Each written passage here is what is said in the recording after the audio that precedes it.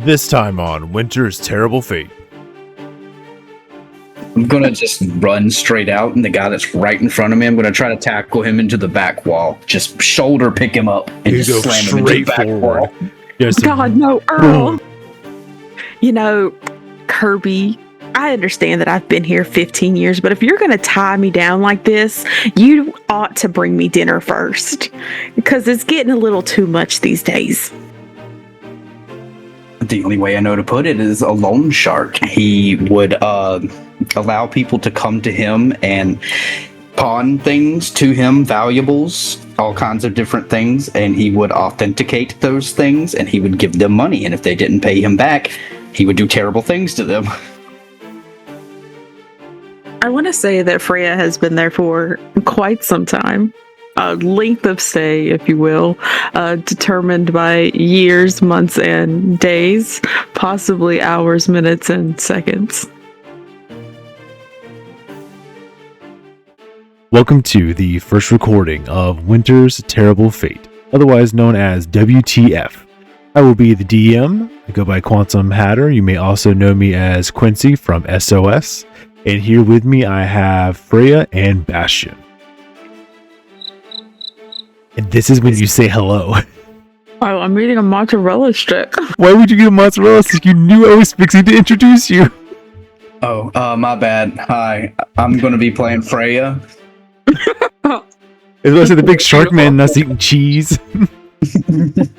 I'm Bastion. Ooh, woo.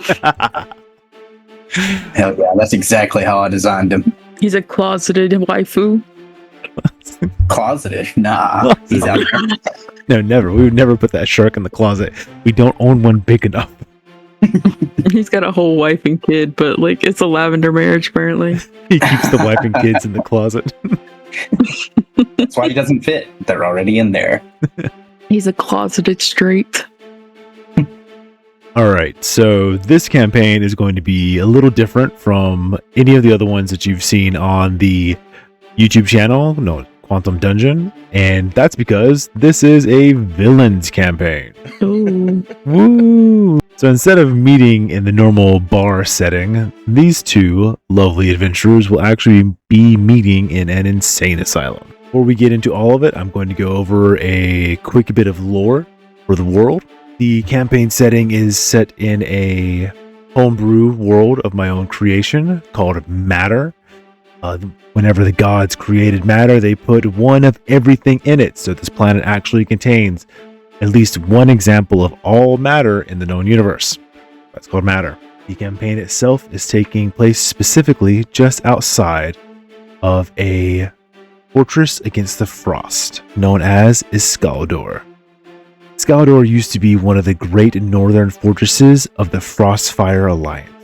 Almost 9 centuries ago, during the last years of the Dragon Reign era, it served as the Alliance's furthest north outpost. Back then, it was a simple mining town founded to pull coal from the earth to power early flying machines called Ash Runner. At the heart of this city stands the Arcane Furnace, a towering engine rumored to be powered by the bottled fury of a devil captured during the Split Thorn War. Its infernal heat creates a vast protective bubble that keeps the city warm and habitable despite the deadly tundra surrounding it. However, instead of the city itself, the campaign is going to be starting on a cliffside just outside of town, just barely in view of the hustle and bustle of the city beneath them. We have Cliff Edge Asylum. When you're pushed to the edge, we turn you around. Perched above the crashing waves of sanity and serenity, EdgeCliff Asylum offers cutting-edge care for the mentally wayward. Once a quiet haven of spiritual healing, we've since evolved into a proudly secular institution where faith takes a backseat to results. So I think we'll actually start with Freya. I want to say that Freya has been there for quite some time. A length of stay, if you will, determined by years, months, and days, possibly hours, minutes, and seconds. Would you like to actually introduce your character, who they are, what they look like? the life they've lived before they became part of the asylum? So basically, Freya has been in the asylum for like 15 years almost. And the reason why she's there is because she has memories of the life that she used to live, which is many, many lives because she's been in many, many campaigns. So she remembers bits and pieces to the point where she can't tell reality from those other pieces of her past. As always, she's on the hunt for her one true love. I haven't really figured out how she's made it to the asylum yet. I think maybe she just snapped. They got her.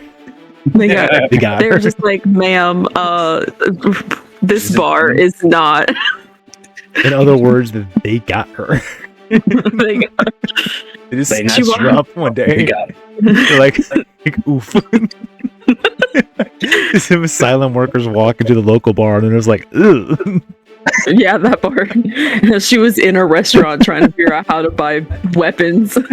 Trying to order mozzarella sticks at the blacksmiths. Right. They Baker acted her on the spot. All right, now we're going to move on to Bastion. What was Bastion's life like before becoming part of the asylum? The only way I know to put it is a loan shark. He would allow people to come to him and pawn things to him, valuables, all kinds of different things, and he would authenticate those things and he would give them money. And if they didn't pay him back, he would do terrible things to them. So another thing that they can put on collateral is their very souls. And in that case, he doesn't really get much other than the favor of the Eldritch entity. But yeah, so the campaign itself is going to be opening from Bastion's point of view. Oh, dear Bastion? God. They got you. They got me. They got you. How many of them died? I'd probably say at least a few, man. That you most likely wouldn't actually remember the moment that you were taken, because of the fact that you would have been heavily medicated at the point in which you were taken through some sort of like tranquilizer, which would have rendered your memories a bit fuzzy of the exact instant that things occurred, and maybe even a couple of days beforehand, because you don't know how many days have passed whenever you find yourself floating in a almost perfectly pitch black liquid. The only thing that you see around you is a couple of small portholes that seem to be letting a blindingly bright light in outside. And that's where I wake up. That's where you wake up. I'm just going to try to peer through the holes, see if I can get any bearing where I am. All right. The first thing that you do notice is how difficult it is to move, or you feel that your arms and legs have been bound together by some sort of large, bulky chains. The fact that you're even floating in this water is almost surprising to you by how much your body now weighs. It probably has something to do with the actual salt consistency of this water. You do get to peer out of one of these portholes, and outside you do see more of this searing white light, as it seems to be that you are surrounded by snow that is reflecting the sun's rays, and you do seem to be moving. You don't really get the sense of movement being submerged entirely underwater while moving, but you are traveling. It seems you are in some sort of giant tank. Am I muzzled in any way? Can I speak? Yes, you are fully muzzled. They know your games. They have your mouth fully formed shut. Going to probably just sink to the bottom and look around the actual cage looking area a little better. After rooting around the actual cage itself, you can smell just the metal. I wouldn't be able to fit through those windows even if I did break them, would I? No, the windows are only a couple of inches. I'm going to... Can I ascertain where maybe an entrance would be to this tank? You do feel around with your body, and you can tell that you're in some sort of elongated cylinder. It does have a front and back cap. You're not entirely sure which one of these might have a door on it, but you can tell there's a front and a back side. All right, I want to go to the back side, and I'm going to put my feet on the wall, and I'm just going to wait for somebody to open the door, and I'm going to push with all of my might when they open the door to try to tackle them and run. All right. Well, you weren't able to really tell that you were moving, but you can definitely get the sense that you're slowing down, because as you do slow down, the wheels of whatever vehicle you're in begin to hit the gravel of the path that you're on top of, and things begin to shake and rattle as it slows down. Once you get to the stopping point, you do hear the muffled voices of people outside. You can't pinpoint passively really what they're saying, but you can tell that they are talking about you, obviously. You hear the word shark many times over. But anything beyond that, you can't really tell passively. You do see a large crescent opening into a circular opening of a door on the back end of this vehicle.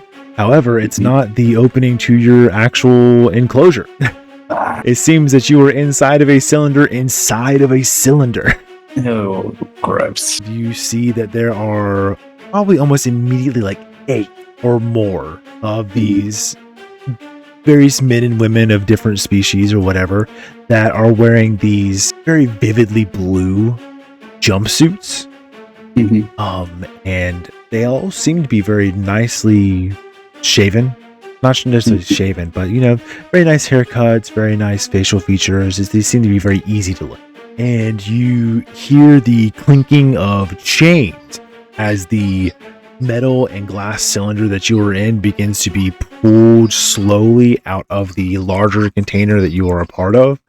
You do realize that what you're in right now is more glass than metal at this point, but outside of that is a lot more metal. That's where the portholes and things like that were. You just seem to be inside of a metal framed glass cylinder tube, and you are put onto what is basically a large dolly specifically designed to take this tube somewhere else. Damn. And you, at first, you're like, okay, like your head is in the direction in which you're being pulled, and okay, well, I'll know exactly where I'm going to go. And then you realize that that's the end of it that's going to be tipped downwards, so you're actually face down as this cylinder comes to its new resting point. You do, however, see that in addition to the 8, there do appear to be around a dozen of these same people in the jumpsuits that are all armed with various like pole arms, and it seems that there are a couple of spellcasters who have books and tomes at the ready, all in an attempt to make sure that you are transferred properly. Damn. The area around you does have a very heavy snowfall. There are a couple of spruce trees, and right next to where the wagon is that pulled you in is a massive structure. We're talking like 2-3 stories tall. This is Cliff Edge Asylum. Do I You can tell- recognize the bitch? You don't recognize it, but there's a huge sign out front Oh, hell yeah. that says I can Cliff read. Edge Asylum on it. You can hear them more clearly now. There's the different people muttering and talking under, like, that big shark guy. Make sure that we get him in here. Make sure that all the rest of them are safe. We got to get him in uniform as soon as possible. As soon as possible. Get uniform. As soon as possible. They just seem to be talking about the same thing over and over again, which is getting you into a uniform. I want to try real quick, just trying to break my bonds while nobody's really got eyes on me. Okay, go ahead. Make a strength check. Ooh, that's not bad. 23. All right, so you do begin to flex and attempt to pry apart your limbs from your torso, and you feel that familiar sensation of metal bending and pulling apart at your physical might. And before you were able to get very far, a large zapping shock electrocutes through the tube that you were in, which stops you from actually prying apart your chain. You do have a small amount more of wiggle room, but definitely not enough to escape. Do I see a device on the chains or in the thing that shocked me? Taking a bit of a closer look, it is very easy to tell that it looks like one of these spellcasters outside was perceptive enough to see what was going on and decided to send you a dose of electricity. You were prescribed electrocution. Day one. And the little protective eyelid thing sharks have, the black ones, I just look at them dead in the eyes with them over my eyes and just watch them as they pull me away. It does take multiple people to be able to move you across this gravel. And along the side of the larger cylinder that you were a part of, it does also say Cliff Edge Asylum. Seems like they've used this not only to bring you here, but other people and possibly other Jawjin as well. You're not really sure exactly what you're going to see on the inside. You rolled across this gravel into the front doors where there seems to be some sort of impromptu ramp put up where almost plywood has been laid across some of the stone steps leading up into the front doors where they have to just heave ho, grunt, and struggle their way to get you up this actual ramp because you yourself easily, 300 pounds? Something like that. And then you have all of the gallons and gallons of water in a large metal and glass tube that you were a part of being hauled just a couple of steps, but that's still way too much for them. It's honestly rather offensive that they think I need the water. What's the water in here for? You're making your job harder. You, Bastion, are brought into the main lobby of this asylum.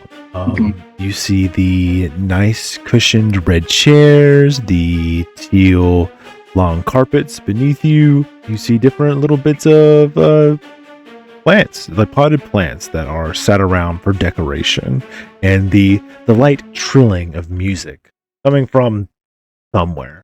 And you are being brought in by 6 guys. 6 heavyweight WWE champions. Tell this is impromptu because they're bringing me in through the front door. Yes. You do notice, however, there is no one else here. There is obviously a desk for people being greeted as they come in. There's nobody there. As you are brought in to the deeper portions of the asylum. Still in the capsule. Still in the capsule, yeah. You are brought in and you do hear distant chatter. You are brought to this T section of the hallway with even more of those bright, like, teal rugs that oddly have a similar color to your own fur. You see that there's, as they walk you through, you notice that you're being taken past what seems to be some sort of like recreational or activity room. The frost started to build up on the actual canister as you were outside, even for only a few moments. But now inside it's much warmer and there's perspiration on the outside of the glass. They get to this door that's obviously like just barely big enough for you in this capsule. So like he's like, one guy is like, okay, well maybe if like 2 of us are on that end and like the other, we're just gonna like prop it further back. You got like, we'll pull it through and you sort of like be back there to catch in case like it falls or something. And they're not very well organized, but you do manage to make it past the door. Heck yeah. You're being brought into this left-hand wing of the asylum. There's a large placard over the door that you were just squeezed through that says men's in big bold letters on top of. They wheel you past this more noisy interior as you hear different people gossiping, whispering like, oh, that's a new guy. Look, the man, I was hoping for some fresh meat, but that man seems way too fucking big. Sure. We gotta worry about soap in this place because that's what it sounds like. That or they're going to eat him. I don't know if Bastion has many worries about anything. You're wheeled past these large windows that look out into the distance. Most of the view is obscured by trees, but every now and then you catch a glimpse as the hill rolls down into the valley beyond, and you see a very large city in the distance being protected by a massive bubble of heat in the distance. There's almost a smoke screen about it as the frost around it is evaporated, and you are brought down to where your room will be. There aren't any names on the doors or anything like that, but you are brought before this chamber, singular unit. A few of the men go inside, and Two of them stay outside. They wheel you up to this regular sized door, and it's obvious your canister is entirely too large to fit in there.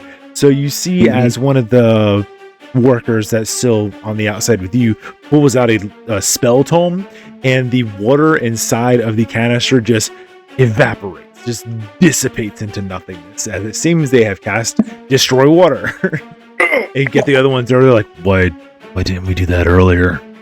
This thing is so heavy. Why didn't we do that earlier? That's what I was saying. Could have been a lot easier to bring him in if that thing was dry all along. Calm down there, Earl. Some people just don't think like that. I mean, I'm saying, like, I obviously I didn't think like that, but they had the spell the whole time. They had it the whole time, and they waited until right now to use it. That's the problem. Bro, Earl about to turn in his 2 weeks. Earl about to crash out. And without any of the water in here, it seems that there was a sort of pressure lock being held shut by the presence of the water itself, and the canister has a seam towards the bottom where the two workers on the outside lift off this large glass canister off the top of you and just give you the simple order of go in. Do I see the mage anywhere? You would actually see the mage. The mage would be the one that is to your right. Oh, and he can see me? Yes. Oh. Can the person I'm standing right next to me see me? You know what? Does the person I'm touching know I'm here? I'm gonna Can you feel that? I'm gonna just run straight out, and the guy that's right in front of me, I'm gonna try to tackle him into the back wall. Just shoulder pick him up and You just go slam him into the straight back forward. wall. Just God, no, Earl. boom. I was a month away from retirement. Oh, my hip. Oh. Once So I got go him, ahead and make a strength check. yeah, I was gonna try to bust out one more time. No, that's not as good. 15. Earl got a 1 as you slam this man into the back wall. You hear bones breaking. Does this count as a workman's comp situation, or He's getting a couple of days off for sure. As you crumple this grown man against the wall behind you, a full show of force on your first day against the employees. Yep. The only people who can tell the other patients in here to stop. All right, so you slam this poor man into the back wall. What's your next move? I'm gonna try to bust out of the chains again, since I feel like the mage's line of sight's been broken long enough. Right. Okay, go ahead and make a strength check. Ooh, that's terrible. 8. 8. All right, so the 8 does not get you out of the chains. You find the metal more painful against your flesh, and the other 3 workers in the room are immediately surrounding you. You find that 2 of them are holding these strange blue cuffs that are the same color as their jumpsuit workers' uniform. Mm-hmm. And they attempt to clasp them around your wrists, ankles, and tail. Okay. bro, you about to become one of those carpets in the foyer? All right, so the first guy gets 2 of them around your actual wrists, and you feel, because you've had your Eldritch Tome for a long time that connects you towards this Eldritch patron that makes that you make deals for on their behalf, and you feel that connection snap almost immediately. The other one, however, goes to put a cuff around your foot. You take a step back and you step on his hand. He yelps out in pain, but is still able to clasp them around your feet and tail. The 2 people from outside of the door do rush in. Is there anything that you would like to do in these moments? I don't think there's anything I can do, but I'm going to rage and try to bust the chains one more time. All right. Please leave Earl out of this, man. So, with your attempt to rage, I would like for you to make a, let's say, charisma save. That's a 7. All right. The anger of your rage wells inside of you. That searing heat of emotion that you've drawn power from in the past, you feel that in its entirety. However, your muscles don't expand the way that they should. You're not imbued with the strength that comes with this emotion, as this all seems to be being drained out of you by the cuffs around your appendages. With that, I think he just lays still on the floor. You lay still as they begin to take the chains off of you, disrobe you, and then re-robe you and reshackle you with what you're wearing in our lovely PNG on the side, your beige uniform. You can tell almost immediately from your history of interacting with magical items and things of that nature that there is some strong magic within this uniform. You know that the magic of this world is showcased by something that is commonly known as the spiral. On scientific terms, the wizard nerds out there would know that this is a fourth dimensional energy that allows quantum spontaneity in the world around you. You're able to hone into the possibility of anything at any moment using magic and the spiral. This outfit that you're wearing pulls at that connection that you have to the spiral and keeps you from being able to imbue yourself with that rage and that might that you once did. And you find yourself now alone in your room. You see 4 walls in a single bedroom environment. Your bed itself is only a couple of inches off of the ground, just far enough for dust bunnies and hair from no telling how many people to have accumulated under the mattress. Speaking of, the mattress itself is covered in sweat and blood stains from years and years of misuse and not being cleaned properly.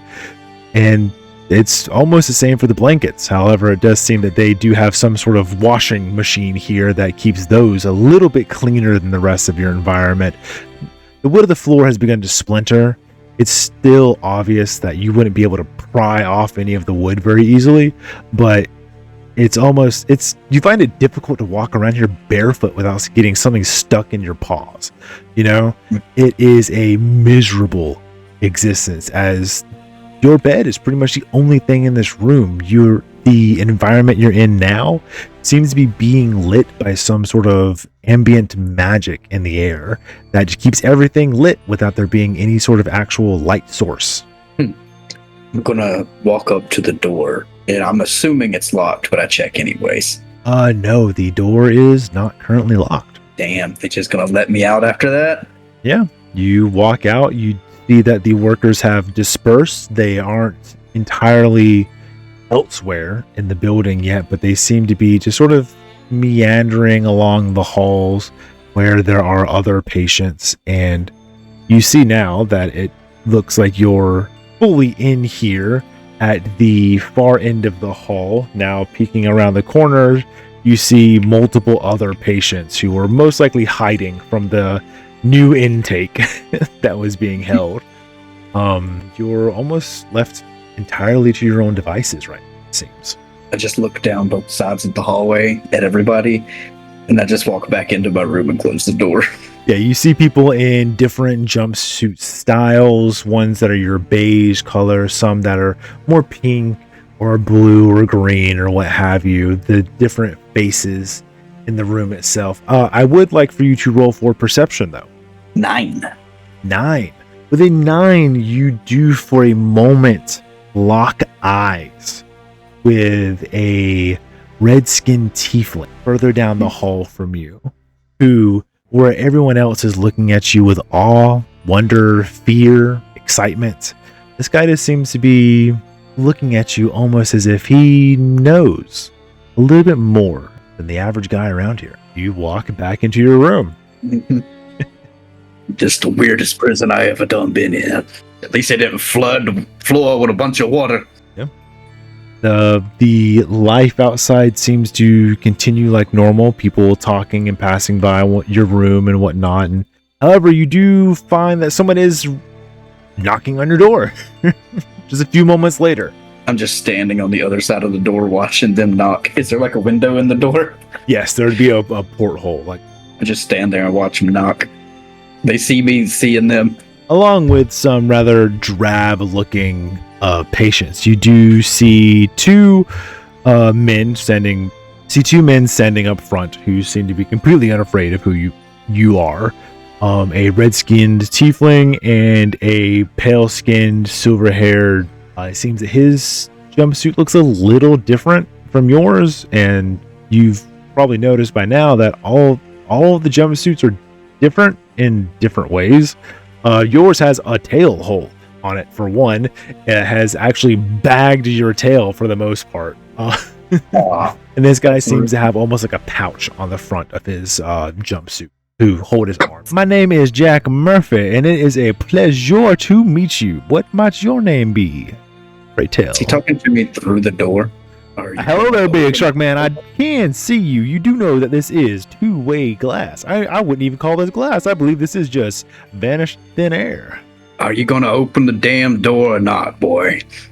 Well, it is a bit more nice if the patron of the domicile does let in any guests. This ain't my home. It ain't going to be my domicile for long. You might say that now, but give it a couple of months and before long you will feel more connected to this room than anything that you had on the outside, for this room is all you got. And then he slowly opens the door and he's like, hello, once again, my name is Jack Murphy. It is a pleasure to meet you. What might your name be? And he holds out his hand for you to shake it. I return and I shake his hand and I say, I'm Bastion. Bastion, now you do seem to be a rather distinguished gentleman with that nice and fancy mustache set upon your snout. Get to the point.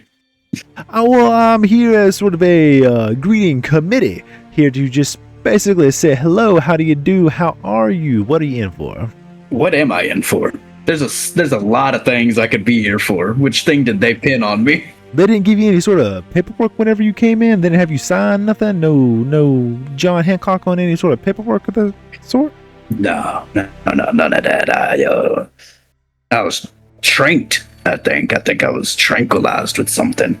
I was put in that pod and I was drug up in here. Bastion, what do you used to do for work? A lot of different things. Well, I'm just trying to get to know you a little bit better. It seems that we're going to be acquaintances here for a little while. And I'll let you know whenever it becomes relevant.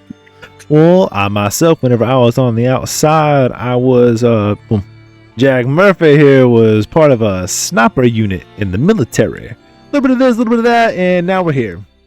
Just like that, huh? Just like that. That's just how simple it is sometimes. You cannot be prepared for whenever life falls apart. It just so happens that we ended up in a nice, warm environment like this one. It could be worse. You could be outside. I don't know. I'm kind of built for the cold. I think I'd prefer it outside. That fur ain't just for looks, man. I thought you were looking snazzy just to look snazzy. You got a purpose behind that fur now, don't you? Oh, yeah. You looking mighty fine. I do like myself a rather distinguished gentleman. It's about time that we got somebody else in here that can stand up to my qualities of excellent. I want to chime in. I'm starting to feel a little awkward sitting here. I feel like a third wheel here, guys. Well, Mr. Bastion, I don't believe that you have any intentions on staying here for possibly as long as they want you to, do you? I do not. All right. Well, in that case, in about an hour, I do believe that we are going to have some more free roaming activities that we can partake in. Get to see what the common grounds look like, and there are going to be a couple of other people from the other wing that we are going to be able to communicate with, and a couple of those people I do know very well, and they also do not have the intentions of staying here any longer than they have to. If you catch my drift. Yeah, all right, Jack Murphy. I hear what you're saying. Just don't say it's a prison on the billboard, but I mean, this is a prison, right? No, this is not a prison. This is a long stay rehabilitation center. They do believe that there is something psychologically wrong with you that they can possibly heal you from. You didn't get a flyer or anything like that by chance? I told you how I wound up here. You think they're gonna hand me a flyer through the prison wall? Hey, I'm just full of water. That's gotta make sure. You know, they might have it laminated or something. Well, lucky for you, I have the flyer pretty much memorized. I've been here for quite a long time, and the mission here is that under the visionary guidance of the esteemed Dr. Kirby Johnstone. Cliff Edge pursues the future of psychological science with tireless devotion. Their methods are unorthodox, but their results are undeniable. That's sort of one of their mottos they go by around here, and if they put it on the paperwork saying that they have unorthodox mean, well, you know what that means. Yeah. You don't want to sit around and wait to see what the Kirby's got in store for you, do you? I don't tend to sit around and see what anybody's got to wait for me. Because I know you might not be a man that's easy to scare, but you don't want to sit around here and fear. Now, do you? You seem to be a brave man. Type of man likes to get things done. That's what they know me for out there. Get things done. That is fantastic to hear. Now, you just get yourself acquainted real nice, and then me and my close acquaintance Puzzle here.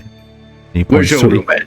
He points towards the pale skinned man. He's like, we're gonna just make sure to meet up with one of us whenever we get to the common grounds outside. My room's not much different from the one that you find yourselves in right now. This whole hallway here makes a nice little double back U-turn on the back end there. That wall on the far side is hollow. We heard you thump a man's entire essence through that wall earlier. He's probably going to get a couple of weeks leave for that one. Just on the other side of that wall, I do believe that my room might be the one directly behind yours. Convenient. Bastion just wakes up to a new hole in his wall. I already told you the wood has too many splinters. I know what they do with holes like this. Jack Murphy would depart, and with him the other two that were standing by would leave as well. However, the young man who was introduced to you as Puzzle just kind of stands there looking at you for a little while. I just stand there and look at him back. Yeah, no, you should probably be warned about these jumpsuits a little bit more. That stunt you pulled whenever you pushed that guard into the wall, you try that again, you'll probably end up hurting yourself a lot more than the person you're attacking. These suits may feel like fabric. Once they start moving quickly, you'll realize that more of a thorny metal. The cuffs around your wrists keep you from doing any magic or contacting the spiral in any sort of meaningful way. And the collar around your neck will, in fact, warn anyone to cast a spell. Appreciate that. Yeah. And then he walks away as well. And your hour does come to a close, and you basically are told that you are able to pick either artisan or yard. He said to meet out in the yard, right? Yeah. He just said during activities for history. where you get to walk around. He wasn't specific. He wasn't. I'm gonna go with the yard. So out here in the yard, you see that you're in a mostly rectangular open field out here in the middle of this large building. You see that there's a couple of patients just meandering around, most of them talking to themselves, a few of them talking to other people. They appear almost to have been given small like activity books to be able to go through with possibly different coloring pages or puzzles of some sort. And you see that Jack Murphy and Puzzle seem to be sitting at a table by themselves. All right, I go straight over there. Well, look who it is, if it is not the man of the hour, or possibly 2 hours. How are you doing today, Bastion? I could be better, Jack Murphy. All right. Well, I do believe that we have one of our friends is going to be coming forward here in a couple of minutes. She was being kept for a special examination over the past couple of days, giving us a little bit of new treatments, I do believe. And then she'll meet us right here, and we can have a proper conversation. Hopefully a couple more of our friends will show up, but you never really can tell around here. They kind of keep the medical schedule under wraps. I'm down to wait. Ain't got nothing better to do. Right. In that case, we go over to Freya. Now, Freya, your portion of this campaign starts maybe a day or two before Bastion even arrives. You find out early in the morning that you are being selected for a special testing and examination. You are in the jumpsuit that you remember and the room that you remember with just the dust bunnies to call your companions right now. Yeah, Jeffrey, Leon, and Samwise. Right, so you don't I mean, you can make a history check. Make a history check. Wow, I got a 9. All right. You attempt to remember what testing and examination is, and you have war flashbacks. Just PTSD right up the gate. He woke up from a blackout. You start one. Hey man, that's the only good roll so far. You're 23.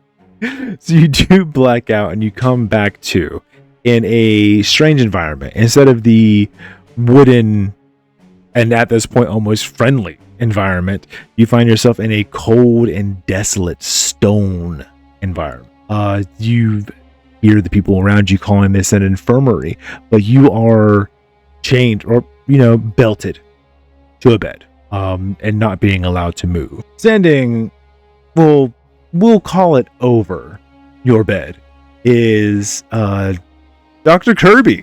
This is a rather short human man. You don't remember seeing very many humans with purple hair quite like his. Yes, Miss Freya, it is a delight to see you here again. Are you ready for your tests? Kirby, I understand that I've been here 15 years, but if you're going to tie me down like this, you ought to bring me dinner first, because it's getting a little too much these days.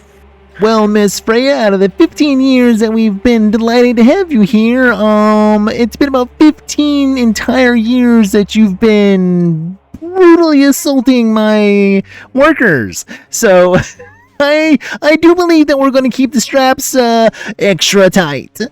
It's not my fault they smell like death and decay. It's just something that happens. You smell it, you think about it, all of a sudden it's 20 years ago, but it's also now, and then you just start swinging. They should smell like good night. And then you see that he has a needle in your arm. Start swinging. he bounces back. The full injection goes through, but he bounces back almost like instinctively, even though you are bound to the bed. He's like, she's swinging. Gotcha. That's good. And then you're gone. You find yourself in a dreamlike state now, halfway between conscious and subconscious, that you seem to remember this feeling. You're in a large glass and metal cylinder. You remember this one from many times before. Filled entirely with some strange metallic tasting liquid. The cylinder itself has many nodes going in it and patched onto your skin and then wired directly into other sort of arcane machinery that seems to be checking your vitals. And then there is a searing hot pain. And I get you to go ahead and roll a Constitution save. This pain racks you the way that it has so many times before, as even with the magic obscuring outfit on, you still feel magic coursing through your body. You fade in and out of consciousness once again as this heat emanating from your body seems to overtake the temperature of the water around. Ew. As things turn from boiling hot to almost cold to your skin. So I went from boiling hot to dry ice. Yes, you do come to later in your room